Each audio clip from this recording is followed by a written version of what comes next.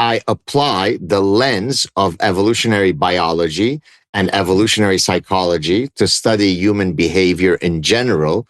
The reason why I'm housed in a business school is because one of the areas where I most apply that lens is in understanding our consumatory nature. So, for example, how does the menstrual cycle affect women's shopping behavior? How does testosterone affect men's behavior when it comes to conspicuous consumption? So I take principles from physiology, from anatomy, from evolutionary biology, and I try to find their signature in human behavior in general and in economic behavior in particular. Now let's weave the grand narrative. And I think people get confused when you weave in philosophical concepts like deontology from the perspective of an evolutionary biologist, but it makes perfect sense to me as a biologist. So continue. Right. So the story behind the parasitic mind and suicidal empathy is the following. The tension between, are we a reason-based animal or an emotive animal is really a false tension, because we are both a thinking and a feeling animal, right? Both our cognitive system has evolved to achieve certain things, and our affective system has also evolved to solve certain evolutionarily relevant problems. Now, the parasitic mind talks about what happens to your cognitive system when it is parasitized. And suicidal empathy then completes the story by explaining what happens to your affective system when it is parasitized. Once I can hijack both your cognitive and affective system, I own your critical thinking or lack thereof. And isn't this just a further refinement of propaganda? And you're just sort of parsing out how the brainwashing goes in two different systems?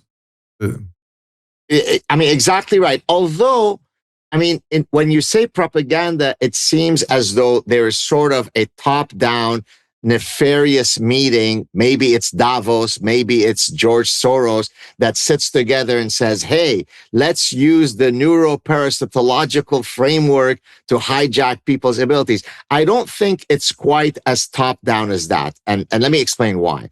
So not many. Every single one of the parasitic ideas that eventually leads to suicidal empathy were spawned on university campuses by professors, because as I have repeatedly explained to people, it uniquely takes intellectuals to come up with some of the dumbest ideas that are perfectly decoupled from reality. And the reason for that is very simple, because those professors who pontificate from their pedestals don't have the auto-corrective mechanisms of reality to slap them back into the real world. And so they could stand up and pontificate about postmodernism, where there is no objective truth, up is down, left is right, freedom is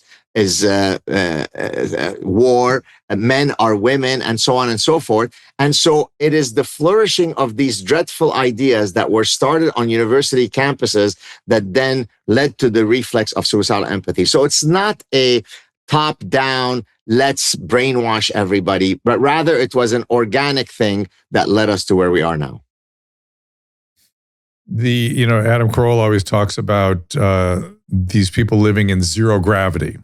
They have no gravity. They're living in this world of, they're floating and they can just come up with anything because they've never heard, they don't experience gravity or economics or usual stressors of living, because they live in the world of tenured professors, these rarefied environments of university campuses, which have very little relationship to either reality or us, which makes sense why they could deny things like the truth. But be that as it may, it's been a terrible idea. And in fact, I heard a French philosopher about 7 years ago wondering how in the world we arrived here.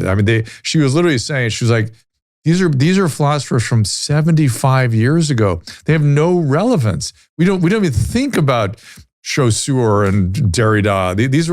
These guys were playing games 75 years ago, and we cast them aside. And you're now elevating them to an important center stage in your philosophical thinking. It's crazy. Right. I don't know if I've ever told you the story of in 2002 where I challenged a postmodernist graduate student. Does that ring a bell at all? No. Do you remember that story? No. Okay. Tell me. Because I just didn't want to be repetitive. But I think even if I had mentioned it before, it's worth repeating because it's going to speak exactly to the French postmodernists that you referenced. So there's Michel Foucault, Jacques Derrida, Jacques Lacan, and a few others. So in 2002, one of my doctoral students had just defended his dissertation with me. And so we were going out to a celebratory dinner. And so it was myself, my wife, him, and he was bringing a date along. So before, we were to head out on this dinner, he calls me up somewhat nervously to say, "Oh, I just want to give you a heads up that the lady that I'm bringing today is a graduate student in women's studies, cultural anthropology, and postmodernism." To which I answered, okay, so the holy trinity of bullshit. And I said, "Oh, okay, but don't worry. I understand this is your night. I'm going to be on my best behavior. Don't worry. We're going to have a nice night," which of course was an abject lie. So about halfway through the dinner, I turned to this lady and I said, "Oh, I hear you're a postmodernist." And she was studying at one of the top university, if not the top university in Canada. She said, "Yes, I'm a postmodernist." I said, "So there are no universal truths, yes?" She goes, "No." I said, "Well, I'm an evolutionary psychologist, so I do think that there are some, for example, human universals. Do you mind if I propose what I think might be a universal and then we can discuss it to see how you're going to argue it's not a universal?" She goes, "Yeah, sure, go ahead, shoot." Now, remember, this is 2002, so it's 24 years ago, so it predates all the transgender activism nonsense.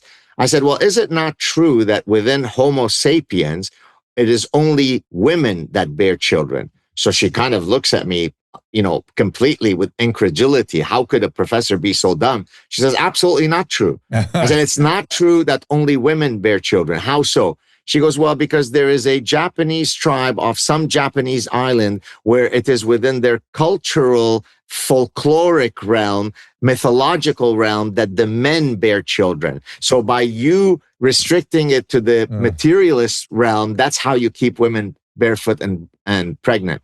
So then I said, after I recovered from the mini stroke I had at hearing such nonsense, I said, "Okay, well, how about I now propose a slightly less controversial example? Because to say that only women bear children in a sexually dimorphic, sexually reproducing species seemed to have kind of bothered you. Is it not true since time immemorial that sailors have relied on the premise that the sun rises in the east and sets in the west?" And now, to your earlier reference of Jacques Derrida, she used deconstructionism to then language creates reality. She said, "What do you mean that east and west? And what do you mean the sun? That which you call the sun, I might call dancing hyena." To which I answered, "Well, fine. The dancing hyena rises in the east and sets in the west." She said, "I don't play those label games." Well, the fact that 24 years ago, I couldn't get a graduate student to agree with me that there is such a thing as the sun and that women bear children tells you all you need to know about the state we're in right now. Well, don't worry. She's the head of departments now at some university in Canada. No, she's called Justin Trudeau. Yeah, so perfect.